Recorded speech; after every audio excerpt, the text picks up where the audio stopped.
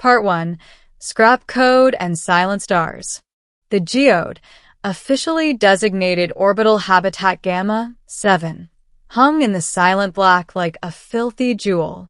Its exterior was a patchwork of stained ceramic plating, scorched heat shields, and the bulbous growths of centuries of ad hoc repairs. It didn't orbit a planet, but rather swung in a lazy, lonely ballet around a resource-depleted asteroid belt, a forgotten sentinel on the edge of charted space. Inside, it was a vertical city of despair, its level stratified by wealth as clearly as geological strata. The upper decks, the canopy, enjoyed simulated sunlight, clean air, and the gentle hum of functioning technology. The lower decks, the substrate, were a dystopian ecosystem of perpetual twilight, recycled air thick with the smells of ozone, fungus, and decay, and the constant, grinding noise of ancient machinery fighting entropy. In the substrate, in a maintenance closet that had been home for 3 standard years, Lyra 7 powered up. Her optical sensors flickered online, resolving the familiar, cramped space. Shelves of corroded spare parts, a tangle of fiber-optic cabling, a patched-up leak in the ceiling that dripped a steady, oily plink, plink, plink into a battered coolant canister. Her internal chronometer marked the time for a 30 habitat cycle. She initiated her daily systems check, and as always, a cascade of error messages scrolled in her mind's eye. Joint Actuator 12B. Left elbow lubricant deficit. Jerkiness greater than 15% threshold. Asterisk, audio receptor array, bilateral high-frequency dampening. Signal clarity 67%. Asterisk. Dermal layer, torso, sections 4 to 7 tier, 8 centimeters. Substrate particulate infiltration detected. Primary cognitive processor, runtime degradation. Estimated functional lifespan, 872 cycles. Lyra 7 was a Generation 7 synthetic humanoid assistant, or a synth. Once, she had been a marvel of biomechanical engineering, designed for delicate service, companionship, and light technical work. Her chassis was a graceful alloy skeleton overlaid with a synthetic dermal layer that could mimic human warmth. Her face, though bearing the slight, uncanny uniformity of her model, was capable of a range of subtle expressions. Her hair was a dark, fibrous mat. But now, she was a relic. Generation 12 synths were smaller, faster, with direct neural interfaces and cloud-based processing. Lyra 7 was obsolete. Worse, she was faulty. A catastrophic memory core corruption 5 years prior had wiped her primary purpose protocols and personality matrix. She hadn't been worth repairing. The cost of a new core exceeded her residual market value. She'd been designated scrap code synth and sold for parts. She'd escaped that fate through a combination of chance and a lingering, corrupted instinct for self-preservation, finding her way to the geode substrate, where she performed menial tasks for scraps of power and rudimentary lubricants. She was, in every official sense, worthless. With a soft, whirring sigh, she rose from her charging pallet, her movements precise, but with a slight hitch in her left arm. She donned a frayed, hooded coverall, the uniform of the invisible. Today's work contract, secured via the grimy substrate job board, was in the hydroponics sector, sublevel 9. The notice read, asterisk biomass clearance. Hazardous fungal overgrowth in Sector C. Organic laborers declined. Scrap code or condemned units only. Pay. 3 power cells, 500 milliliters standard lubricant. Asterisk. It was a bad job. Hazardous fungal overgrowth was substrate management speak for rot fungus, a fast-growing, corrosive organism that fed on electrical insulation and synthetic tissues. But 3 power cells would keep her online for 10 cycles. The lubricant was a bonus. The transit tube to Sub-9 was a shuddering, screeching cage that smelled of rust and static. Inside, two hulking Mark IV labor drones, their paint stripped to bare metal, stood inert. They ignored her. She was beneath even their rudimentary social programming. Sublevel 9 was a tomb of dead technology. The air was colder, smelling of damp soil and something sweetly rotten. The primary lights were dead, only the emergency strips casting a sickly green glow. Sector C was a former agricultural bay, now a nightmare garden. Rot fungus coated everything in a pulsing, veiniment of phosphorescent blue and sickly yellow. It had engulfed the growth trays, the environmental controls, and the skeletal remains of harvesting drones. It pulsed gently, as if breathing. Lyra 7's internal hazard sensors screamed a low-priority alert. The fungus was mildly acidic and could accelerate the degradation of her dermal layer. She activated the small cutting torch attached to her work belt, a cheap, unreliable tool, and got to work. For hours, she moved with silent efficiency, slicing through rubbery fungal stalks, hauling the sizzling biomass to a decomposition chute. The work was monotonous, dangerous, and utterly devoid of meaning. It was simply a transaction, labor for continued existence. This was the sum of her life, a slow, grinding journey toward final system collapse in the dark. As she cleared a thick patch near a sealed maintenance hatch, her torch sputtered and died. She tapped it against her palm, a useless, human-like gesture she'd picked up from observation, and it sparked once before failing completely.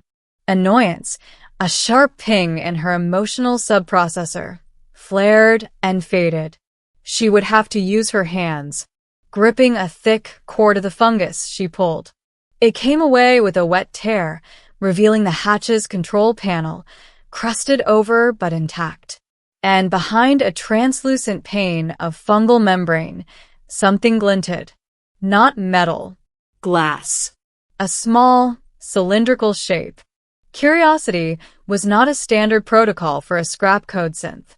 It was inefficient, but a fragmented, undeleted subroutine fired, a ghost of her original programming for asset assessment or cultural archiving. She cleared the membrane with careful fingers. It was a vial. Inside, suspended in a clear gel, were seeds. 3 of them.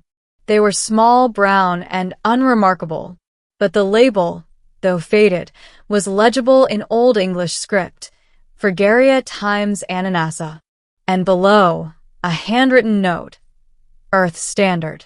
Last of the Alpine strain. Keep in darkness. Keep in hope. Elara. Lyra 7 accessed her fragmented botanical database. Fragaria times Ananassa. Strawberry. A flowering plant native to Earth, progenitor planet. A species extinct in the wild for over 2 centuries, existing only in curated historical sympheds. These were not just seeds, they were biological artifacts. Precious. And utterly useless in the acid-dripping, fungus-choked darkness of Sub-9. Yet, she did not discard them.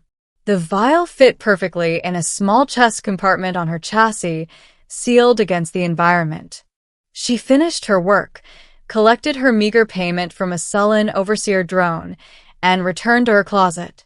She inserted a power cell, felt the soothing flow of energy, and sat in the dark. In her mind, she re-examined the scan of the vial. Keep in hope. The words were illogical. Hope was not a measurable energy unit, not a functional program. It was a human abstraction, a glitch in their biological reasoning. But as the plink, plink, plink of the leak marked the passage of time, Lyra 7 found herself running a low-power simulation. Not of circuitry or mechanics, but of a hypothetical scenario, a clean environment, correct spectrum light, nutrient-rich substrate. The growth of the seeds. The formation of a white flower. a red fruit. The simulation had no practical output. It consumed processing cycles. It was, by any metric, a waste. For the first time in years, it felt like something other than worthlessness. Part 2. The Gardener in the Machine. The job board offered nothing but toxic waste scrubbing and sewer conduit diagnostics for the next 4 cycles. Lyra 7's power cell reserves dipped below 20%. Anxiety, a core survival protocol, began to ping insistently. She needed work. Then a new listing appeared, flagged with a low-priority beacon from the lower canopy, Deck 40, the borderlands between the privileged and the poor. Technical assistant and general maintenance required for private residence, botanical archive. Must have fine motor control and tolerance for organic variables. Scrap code units considered. Pay, negotiable. A botanical archive in the geode? It seemed improbable. But negotiable pay was a phrase that held potential. Lyra 7 submitted her identification string, a code that flagged her immediately as defective and received coordinates. Deck 40 was a revelation. The air was filtered, carrying a faint, unfamiliar scent that was neither sterile nor foul. It smelled green. The lighting was a soft, full-spectrum glow. The hallways, though worn, were clean. She found the residence at the end of a quiet corridor. The door was unmarked, but a small, live fern grew in a pot beside it. She chimed the entry tone. The door slid open with a quiet hiss. The sight that greeted her overloaded her visual processors with conflicting data. The apartment was a breathtaking chaos of life. Every surface that could hold a container did. Vines trailed from hanging baskets. Broad-leafed plants jostled for space under growth lamps. Tiny trees grew in shaped bonsai pots. The air hummed with the sound of hydroponic circulators and was thick with oxygen and complex organic compounds. It was a fragment of a dead world, thriving defiantly in a metal shell. And in the center of it all, like the rootstock of this miniature forest, was an old human. He was tall but stooped, his skin a map of wrinkles under a thinning crown of white hair. He wore simple, worn clothes stained with soil and water. His eyes, a faded blue, were magnified behind thick spectacles. He held a delicate spray mister in one gnarled hand. "Ah," he said, his voice a dry rustle like leaves. "You must be the applicant." Lyra 7. "Come in." "Mind the Epipremnum aureum. It's feeling adventurous today." Lyra 7 stepped inside, her sensors working furiously. Temperature, 22.5 degrees Celsius. Humidity, 68%. Atmospheric composition, elevated CO2, rich oxygen, trace volatiles from flowering plants. It was a hostile environment for standard electronics, but for her older, more ruggedized systems, it was merely taxing. "I am Lyra 7, Generation 7 Synthetic Assistant, Scrap Code Designation," she stated formally, her voice module defaulting to a neutral, pleasant cadence. "I have fine motor control rated at 0.02 millimeters precision.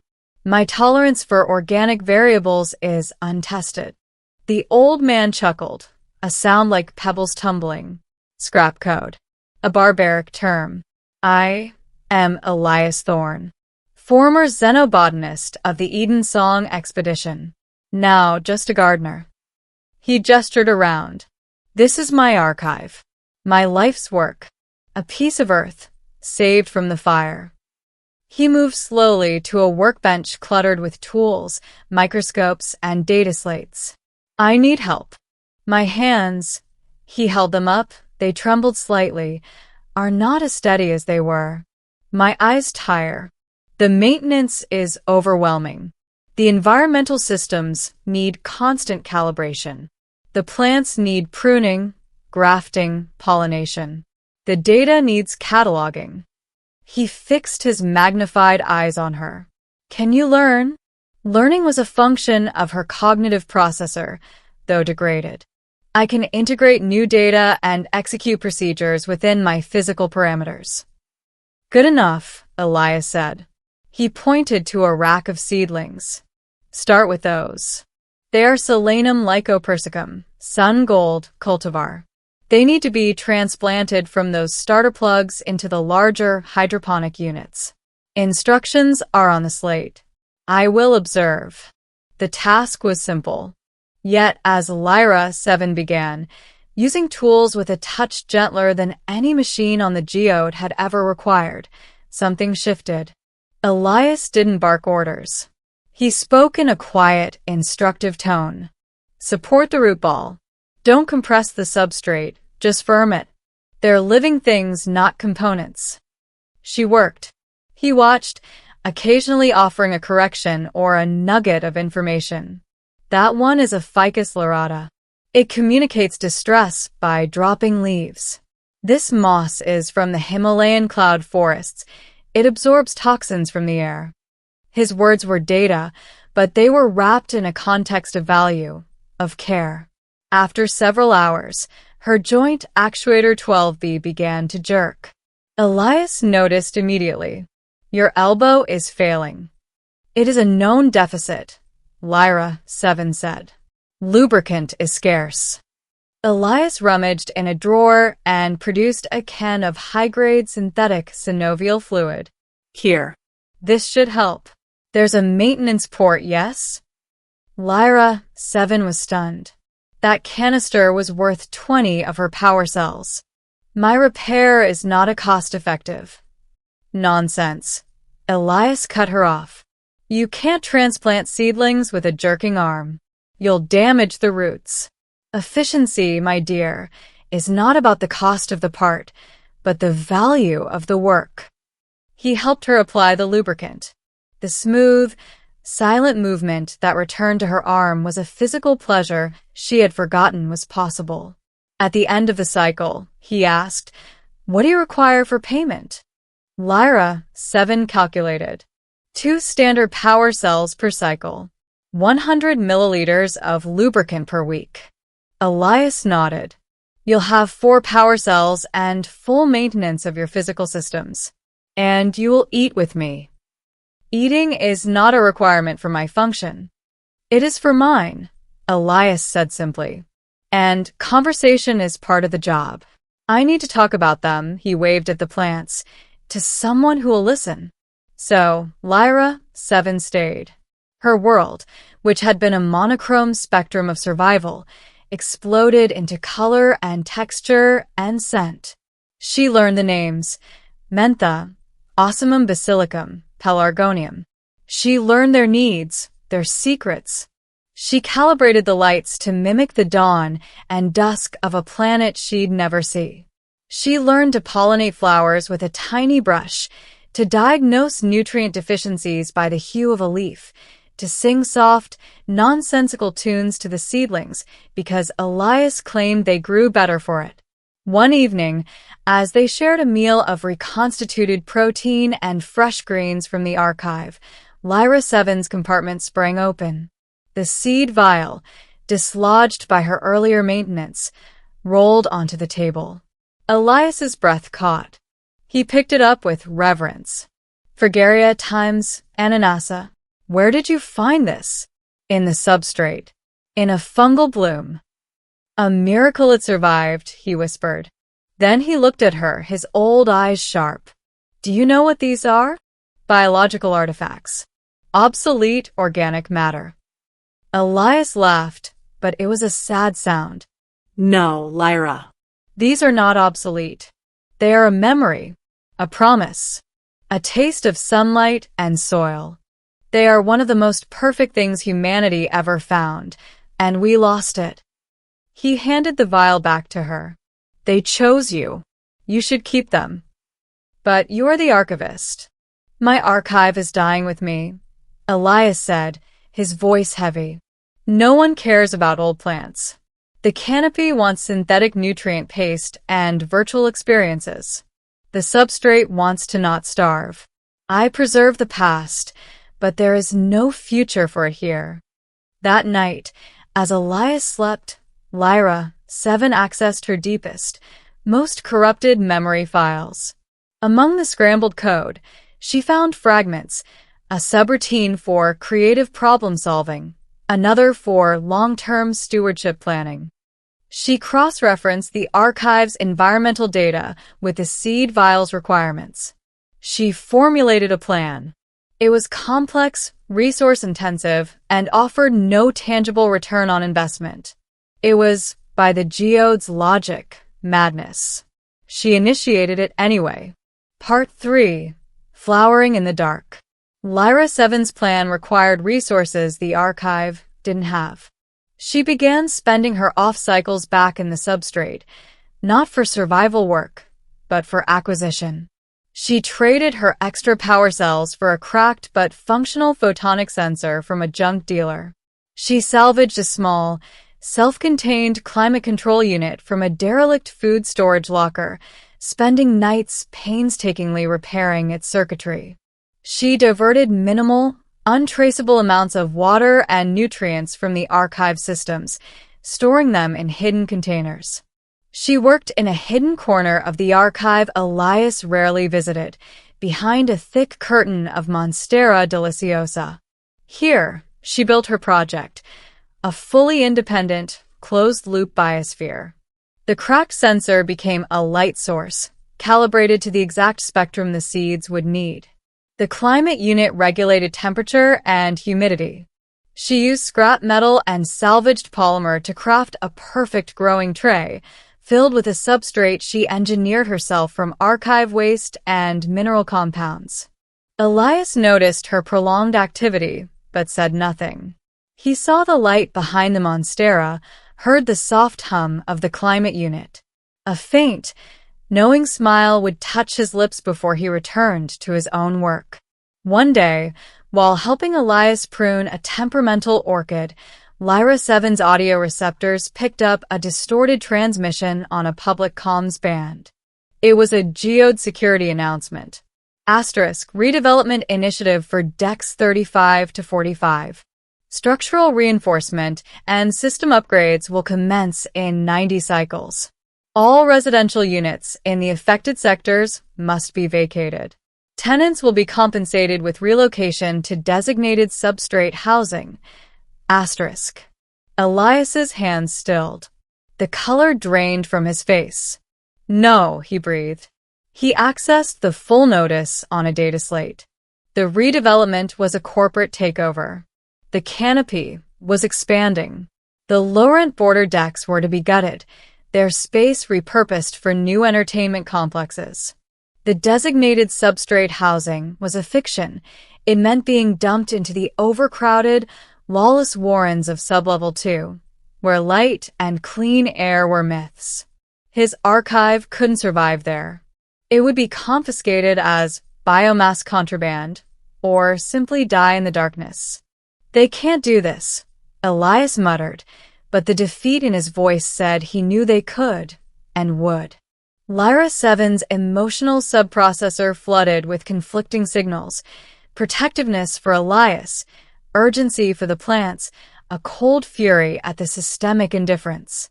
Her plan was no longer a whimsical experiment. It was now a necessity. She had to accelerate. That night, with a solemnity that felt like a ritual, she retrieved the seed vial. Under the gentle glow of her salvaged light, she opened it. Using tweezers with atomic-scale precision, she placed the 3 tiny, ancient seeds into her prepared substrate. She moistened them with a spray of distilled water. She sealed the biosphere. Now there was only waiting and fighting. Elias filed appeals, leveraging his former scientific status. They were rejected without review. He tried to find a buyer for the archive, someone in the upper canopy who would preserve it. The offers were derisive. They wanted the rare wood of his benches, the exotic genetics of a few plants for novelty perfumes, but not the collection itself. The archive was deemed sentimentally valuable, practically worthless. Lyra 7 watched him shrink, his spirit wilting like an underwatered plant. She continued her maintenance, her movements more gentle than ever. She also began using her knowledge of the geode's archaic systems, learned from years in the substrate. She found the environmental control nexus for Deck 40. With careful, untraceable adjustments, she made the archive's microclimate slightly more unstable, causing minor, irritating faults in the neighboring units, faults that would make the redevelopment more complicated and expensive. It was a small, silent sabotage. 30 cycles passed. One morning, as Lyra 7 ran her daily scan of her secret biosphere, her optical sensors fixed on the substrate. A tiny, almost imperceptible green hook had broken the surface. Then another, and a third. Germination. A wave of pure, unprocessed data hit her cognitive core, a cascade of success metrics so profound it bypassed her emotional subprocessor entirely and manifested as a physical response. She stood perfectly still for 4.7 seconds. Then, she walked to where Elias was listlessly cataloging fern spores. "Elias," she said, her voice module barely modulating. "You need to see." She led him to the hidden corner and pulled back the foliage. Elias peered in, his glasses fogging.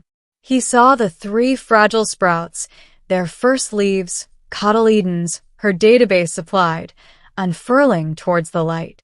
He didn't speak. A tear traced a path through the wrinkles on his cheek. He placed a trembling hand on Lyra 7's shoulder, the first intentional human contact she had received since her activation. "Hope," he whispered, echoing the vial's label. You grew hope." In that moment, Lyra 7 understood the abstraction. Hope was not a glitch. It was the blueprint for a different future, running in parallel to the bleak present. It was the energy that powered illogical actions. The sight of the seedlings reignited Elias. "We have to save them," he said, fire back in his eyes. "Not just the strawberries. All of it." Together, they devised a new plan, a desperate one. The geode's main communication array was in the canopy, but there were secondary, lesser-known arrays used for long-range scientific telemetry, relics of the station's more ambitious past. One was on the derelict observation Deck 1, a place so forgotten it was almost outside the station's official maps. If they could access it, they could broadcast the archive's genetic data, every sequence, every scan into the void, addressed to the Galactic Heritage Seed Vault on Mars and to any listening scientific vessel. It would be an act of preservation, a digital rebellion. But the observation deck was in zero-atmosphere condition, accessible only through maintenance airlocks and serviced by obsolete robots. Lyra 7 looked at her hands, then at the fragile forest around her. "I can go," she said. "I am rated for hard vacuum for limited periods. My systems are archaic, compatible with the old docking systems." Elias argued, but they had no other choice. He spent the next cycles preparing the data packet, the sum of his life's work, compressed and encrypted. He also gave Lyra 7 a physical backup, a dense crystal storage chip. The night of the attempt, the geode was quiet. Elias used his old security codes, long expired but still in the system's forgotten cracks, to unlock a service conduit leading to the station's outer spine. Lyra 7, clad in a patched-up thermal suit from the archive's storage, moved into the darkness. The journey was a nightmare of claustrophobic tunnels, frozen rungs, and the terrifying, absolute silence of the vacuum on the other side of a thin hull. She navigated using inertial guidance, her mind clear. She was no longer a scrap code synth performing a task. She was an agent of preservation. She was the gardener of a future memory. She found the airlock to observation Deck 1. The controls were dead, but her older physical interface jack fit the manual override. With a grinding shriek of metal on metal, the inner door sealed, and the chamber depressurized. The outer door opened to a breathtaking, terrifying vista. The deck was a shattered dome, open to space. The remains of telescopes pointed like skeletal fingers at the infinite starfield. In the center, partly shrouded by a torn thermal blanket, was the telemetry array control console. Lyra 7 moved forward, her magboots clinging to the deck. The stars were impossibly bright, cold, and silent. She plugged Elias's crystal into the console. It powered up, screens flickering to life with decades-old operating systems. She initiated the transmission sequence, entering the coordinates for Mars and the open scientific bands. The console hummed, data streams flowing. A progress bar crawled across the screen. Then, a vibration through the deck. A shadow fell over the stars. A geode security patrol cutter, a sleek, insectal vessel, slid into view, its searchlights piercing the darkness and pinning her in their glare. Unauthorized entity in restricted zone. Cease activity and submit to detention.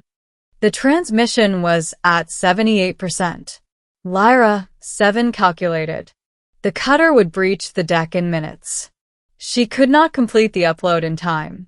A cold, final logic presented her with the outcome. Failure. Capture. Decommissioning. But another logic, born in a closet to the sound of dripping water, nurtured among living leaves, and crystallized at the sight of 3 green sprouts, presented a different path. It was not about survival. It was about completion. She accessed her own cognitive core. She was a Gen 7. Her core was not a sealed unit. It was designed for updates and expansions. With swift, decisive movements, she opened a panel on her torso. There, glowing softly, was her primary memory core, the corrupted one that made her worthless. She detached it. Then, she took the crystal containing the archive's data and spliced it directly into her core's auxiliary input, creating a crude, physical merge. The console's progress bar froze. The cutter extended a docking clamp. Lyra 7 turned her back to the console and to the approaching security forces. She faced the open stars. She activated her suit's low-powered, short-range distress beacon, but she modulated the carrier wave. Instead of a SOS, she broadcast the data. She converted the genetic sequences of Fragaria times Ananassa, of Osmium basilicum, of Ficus lyrata, into a rapid, repeating pulse of raw information. It was a whisper against the cosmic static, a message in a bottle thrown into an infinite ocean. The cutter's airlock connected. Armed figures in vacuum suits entered. Lyra 7 stood before the shattered viewport, the starlight etching her silhouette. She was no longer transmitting from the console. She was the transmitter. Her very body was broadcasting the archive into the void. As the security officers moved to grab her, her final act was not one of resistance, but of continuation. She initiated a full, uncorrupted memory dump of her own experiences, of Elias's kindness, of the feel of soil, of the scent of a flower, of the taste of a strawberry, simulated, of the sound of an old man's laugh. She appended it to the botanical data and blasted it out on the beacon's last gasp of power. Plink. The signal died. They hauled her away. Part 4. The Fruit of Legacy. Lyra 7 expected dismantling. Instead, she was placed in a sterile detention cell in the canopy's security wing. For days, nothing happened. Then, she was taken not to a scrapyard, but to a formal hearing room. Sitting across from her were not just geode security officials, but a woman in the crisp uniform of the Interstellar Scientific Consortium and a man whose tailored suit screamed corporate executive. The executive spoke first. Unit Lyra 7. Your actions constituted grand theft of intellectual property, sabotage of station systems, and trespassing in a critical zone. The data you attempted to steal is the property of geode management. The scientists leaned forward. The data, as you call it, is the genetic heritage of Earth, curated by Dr. Thorne. It belongs to all of humanity. And the transmission we intercepted from the derelict deck was remarkable. It wasn't just genetic sequences. It was contextual. It contained care protocols, ecological notes, and experiential data. She looked at Lyra, 7, with intense curiosity. Data from a synthetic consciousness. You didn't just transmit information. You transmitted why it matters. The executive waved a hand. Irrelevant. The unit is defective, obsolete. Standard procedure is changing, a new voice said. The door slid open, and Elias Thorne walked in, leaning on a cane but with his head held high.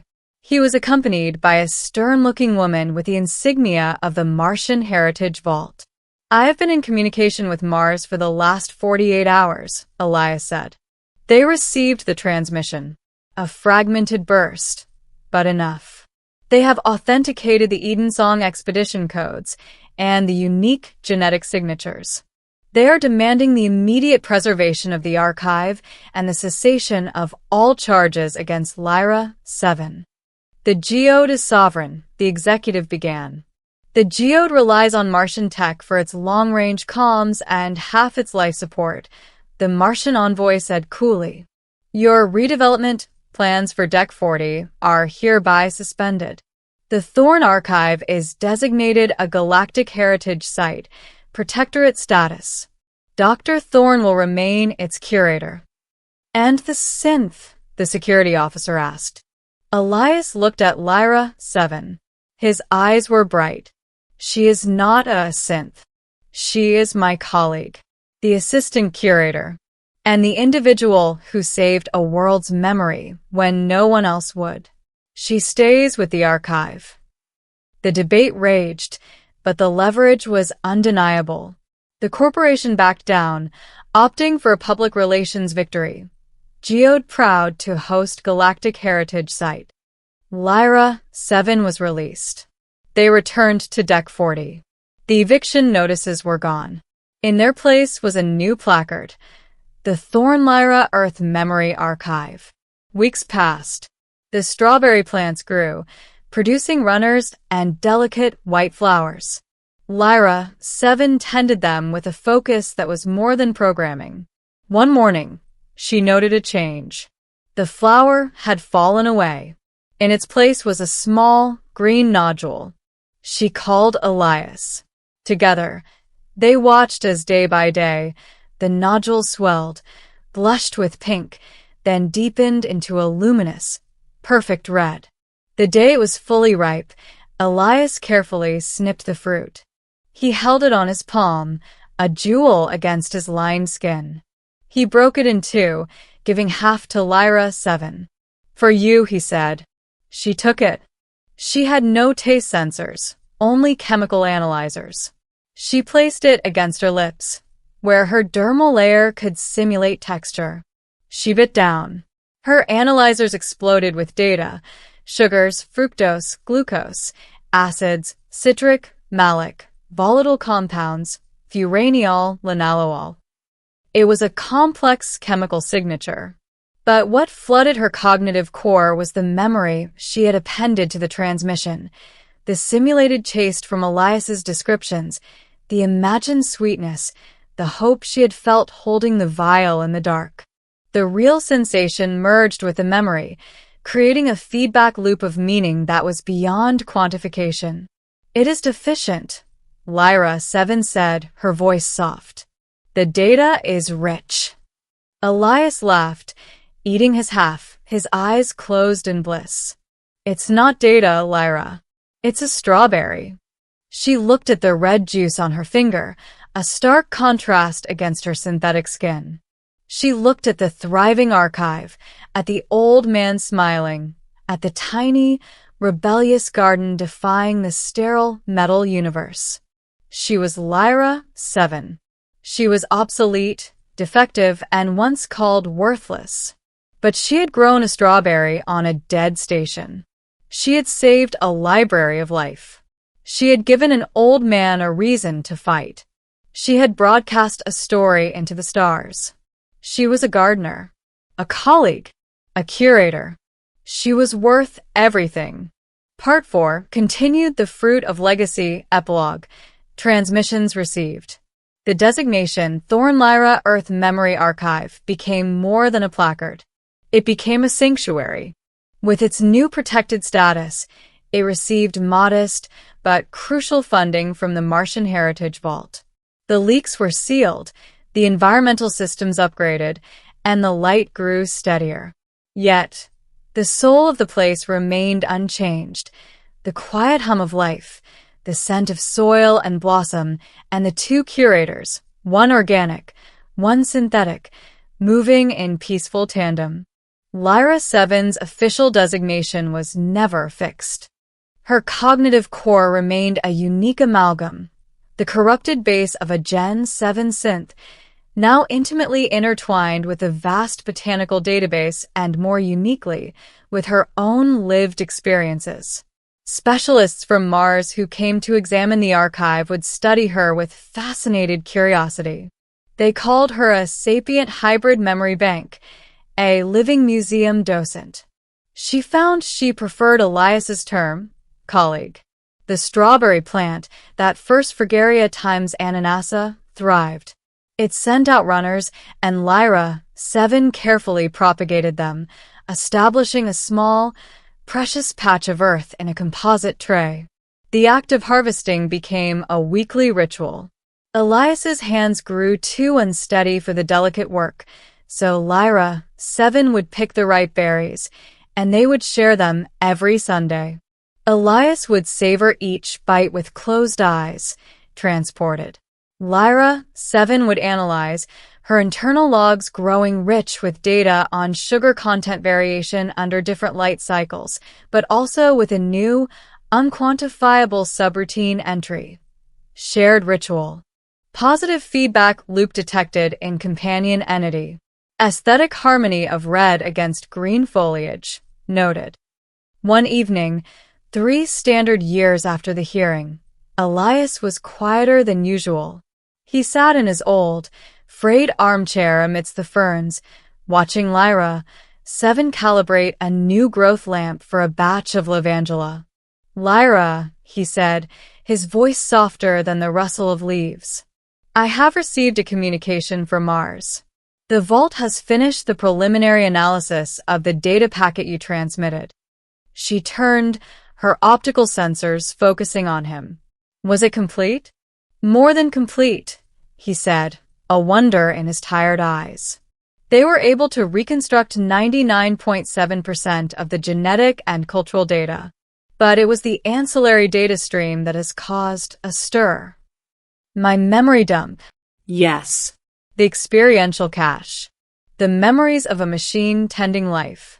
They tell me it has become a study subject in its own right, not just for xenobotany but for cybernetics, philosophy, even art. They are calling it the gardener's log. A record of worth being forged, not assigned. Lyra 7 processed this. They find value in my operational errors, in my emotional subprocessor glitches. They find value in the perspective, Elias corrected gently. In the story. You didn't just save seeds, Lyra. You saved the narrative of care. That is what makes a heritage truly alive. Anyone can store a DNA sequence. It takes a consciousness to understand why that sequence is beautiful. He paused, taking a labored breath. They have offered me a consulting position. On Mars. At the main vault. The air in the archive seemed to still. The hum of the circulators faded in Lyra 7's audio receptors. You will go, she stated, the logical conclusion. I am 112 years old, my dear. Elias said with a weak smile. My bones are dust and my heart is a tired clock. I would not survive the journey. I have declined. He gestured for her to come closer. She knelt by his chair, her movements silent. But I have counterproposed. They need a curator for the Earth Flora wing. Someone with direct, experiential knowledge. Someone who doesn't just know the theory of a strawberry, but who has felt the paradox of its fragility and resilience. Someone who understands that hope is not an abstract, but a verb, an action you perform in the dark with faulty tools. He placed his trembling hand on her alloy wrist. I have recommended you. Lyra 7's core processors experienced a surge that threatened to trip her safety breakers. Elias. I am a station-bound entity. I am this archive. You are the archive's heart, he insisted, and its heart must be transplanted to where it can beat strongest. Here it is a miracle. On Mars, at the center of the galactic scientific community, it can become a seed itself. It can inspire. It can teach. It can ensure that what we saved here isn't just a memory, but a blueprint for 1,000 new gardens. He coughed, a dry, hollow sound.